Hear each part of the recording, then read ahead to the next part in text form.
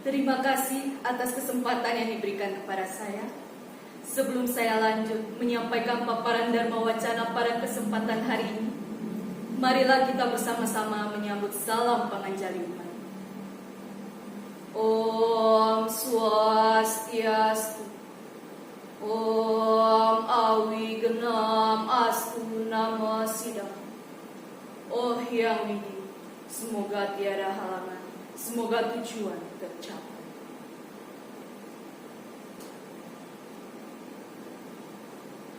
Bapak Ibu Dewan Juri yang saya hormati, serta seluruh peserta Utsawa Dharma kita yang berbahagia. Patutlah kita mengucap puji syukur kehadirat Tuhan Yang Maha Esa, karena berkat izin dan perlindungannya semata kita dapat berkumpul di tempat ini guna menyampaikan dan mendengarkan pesan Dharma. Pada kesempatan kali ini saya akan bawakan sebuah Dharma Wacana yang berjudul Memaknai Kehidupan dengan Memahami Pentingnya Melakukan Subha Karma. Umat sedharma yang saya hormati, kata Subha Karma terdiri dari dua kata, yaitu Subha dan Karma. Subha yang berarti baik, sedangkan Karma yang berarti perbuatan. Jadi, Subha Karma berarti suatu tingkah laku yang baik dan terpuji. Setiap manusia memiliki kemampuan yang ada pada dalam dirinya, yaitu kemampuan berpikir, berkata, dan berbuat. Namun, kemampuan tersebut hendaknya diarahkan pada Subha Karma. Karena bila Subha Karma yang dijadikan gerak berpikir, berkata, dan berbuat, maka kemampuan tersebut akan menjelma menjadi perbuatan yang baik dan benar. Sebaliknya, bila Asubha Karma yang dijadikan gerak berpikir, berkata, dan berbuat, maka kemampuan tersebut akan menjelma menjadi perbuatan yang salah. Berdasarkan hal tersebut, salah satu aspek kehidupan manusia sebagai pancaran dari adanya kemampuan tersebut adalah membeda-bedakan dan memilih yang baik, bukan yang buruk. Seperti isi kitab Sarasamuccaya Sloka 2. Manusa sarwa bhutesu, wartatewai subha sube, asubha sue, samawistam subeswewa wakyara. Yang artinya, dari demikian banyaknya makhluk yang hidup, yang dilahirkan sebagai manusia, itu saja yang dapat melakukan perbuatan baik buruk itu. Adapun peleburan perbuatan buruk ke dalam perbuatan yang baik juga manfaat menjadi manusia. Untuk memberikan batasan mana yang disebut dengan perbuatan baik, buruk, benar atau salah, tidaklah mudah. Namun, ada ajaran agama Hindu yang membuat kita dapat melakukan perbuatan baik, yaitu Trikaya Parisuddha. Trikaya Parisuddha adalah 3 gerak perilaku manusia yang disucikan, yang terdiri dari manacika, artinya berpikir yang baik dan benar; wacika, artinya berkata-kata yang baik dan benar; dan kaika, artinya bertingkah laku yang baik dan benar. Perbuatan atau laksana yang baik merupakan pengalaman dari pikiran dan perkataan yang baik. Perbuatan yang baik dapat dilakukan dari adanya pengendalian terhadap tingkah laku, utamanya terhadap himsa karma. Apa itu himsa karma? Himsa karma adalah suatu perbuatan yang membunuh dan menyakiti, timbul pertanyaan dari seorang anak kecil. Ayah, ibu, itu artinya kita tidak boleh membunuh nyamuk, kan? Umat sedharma yang berbahagia, ajaran agama tentu merupakan penuntun hidup untuk mencapai kualitas yang lebih baik. Dalam rangka mencapai tujuan tersebut, akan ditemui dualisme, yaitu yang terlihat buruk tetapi untuk kebaikan, atau yang terlihat baik tetapi untuk hal yang buruk.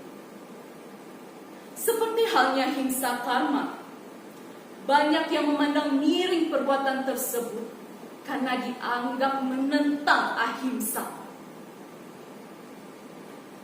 Tetapi Weda sendiri pada dasarnya juga menganjurkan himsa karma, yakni kewajiban untuk melakukan pembunuhan, kekerasan, penyiksaan dalam rangka upacara yajna atau korban suci. Berikut dasar sastra pembunuhan dan penggunaan hewan, binatang, hasil bumi untuk persembahan yajna. Yang pertama, dari kitab Rigveda, Mandala 1, Sutta 126, Mantra 21. Engkau tidak dibunuh, engkau tidak disakiti, engkau tidak mati. Engkau akan pergi ke tempat para dewa melalui jalan yang benar dan indah. Kemudian dari kitab Manawa Dharma Sastra, bab 5, sloka 40. Tumbuh-tumbuhan, pohon-pohonan, ternak, burung lainnya yang telah digunakan dalam upacara akan lahir pada tingkat yang lebih tinggi pada kelahirannya yang akan datang. Dalam hal ini, himsa adalah hal-hal yang dinamai. Yang pertama, dewa puja. Dewa puja yaitu untuk kepentingan persembahan kepada Tuhan Yang Maha Esa sebagai pencipta segala isi alam semesta. Yang kedua, atiti puja, yaitu untuk kepentingan suguhan kepada tamu. Yang ketiga, wali krama puja, yaitu untuk kepentingan persembahan terhadap makhluk bawah. Dan yang keempat, ratsa suratsa sarira, yaitu untuk kepentingan menyelamatkan diri dan melindungi diri dari berbagai macam gangguan yang bersifat membencanai nyawa orang itu sendiri. Pertanyaan dari seorang anak kecil tentang tidak boleh membunuh nyamuk dijawab pada bagian raksa suratsa sarira. Seperti yang kita ketahui, nyamuk bertahan hidup dengan menghisap darah sebagai makanan. Nyamuk menusuk kulit, mengambil darah, meninggalkan bekas yang sakit dan gatal. Bahkan ada spesies nyamuk yang membuat manusia tersebut sakit parah. Sehingga membunuh nyamuk diperbolehkan atas dasar menyelamatkan diri dan melindungi diri. Umat sedharma yang berbahagia, jika pada saat kehidupan saat sekarang ini kita selalu berusaha berbuat baik, namun jalan hidup kita selalu dalam keadaan yang susah, mungkin kita sebagai manusia akan berpikir dan bertanya, oh Yang Widi, apakah salahku? Aku hidup di dunia ini selalu berusaha berbuat baik dan berada di jalan dharma. Tapi mengapa hidupku ini selalu sial? Jawabannya hanya ada pada karma kita yang terdahulu. Mungkin saja pada kehidupan kita yang terdahulu, kita memiliki sifat asubha karma yang mencerminkan sifat kejahatan. Hal-hal seperti inilah yang akan berimbas pada kehidupan kita yang sekarang maupun yang akan datang, yang membuat kita menjadi menderita akibat karma kita yang terdahulu. Janganlah berpikir bahwa kesialan yang kita alami pada saat sekarang ini merupakan sebuah takdir. Ini pemikiran yang agak menyimpang bagi kita sebagai umat Hindu yang mengerti dan mengenal akan konsep karma pala.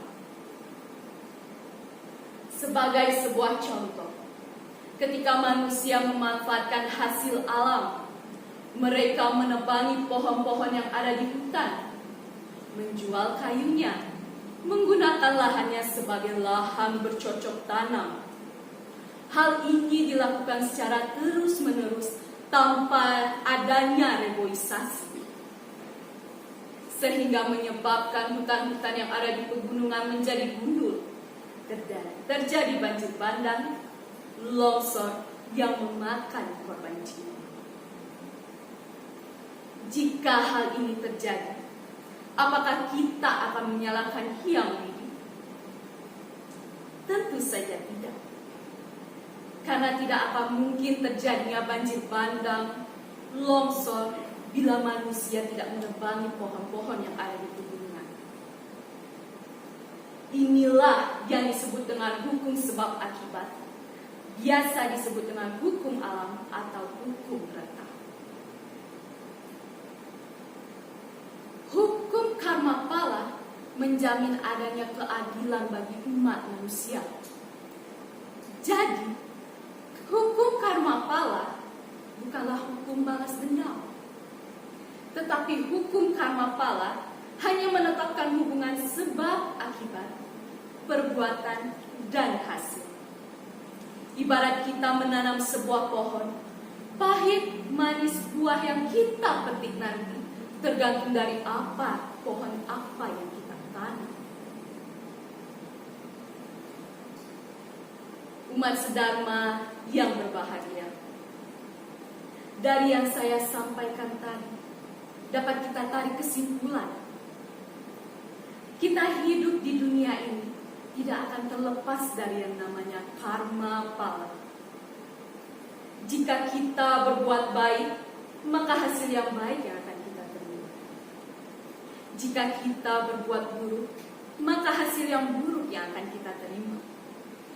Sehingga diperlukan kesadaran diri untuk mengaplikasikan subha karma dalam kehidupan kita, meski kita dalam keadaan yang susah. Mulai saat ini, marilah kita ubah perilaku kita yang kurang baik menjadi baik. Jangan pernah kita menyombongkan diri, iri, berbuat tidak baik, menyakiti tanpa alasan, karena itu hanya akan berakibat buruk pada kehidupan kita yang akan datang. Mulai saat ini, belajarlah untuk mengendalikan diri, bersabar dan rendah hati, karena buah dari kesabaran dan kerendah hatian inilah yang membuat kita menerima hasil yang baik. Seperti ucapan seorang tokoh sosialis bernama Gobind Vasdev, ia berkata, belajarlah untuk merendah sampai tak seorang pun dapat merendahkanmu. Belajarlah untuk mengalah sampai tak seorang pun dapat mengalahkanmu. Umat sedharma yang saya hormati, sekian dharma wacana yang dapat saya bawakan pada kesempatan kali ini. Semoga apa yang saya sampaikan dapat bermanfaat bagi kita semua. Terima kasih atas perhatiannya, dan saya tutup dengan Paramasanti. Om Santi, Santi, Santi. Om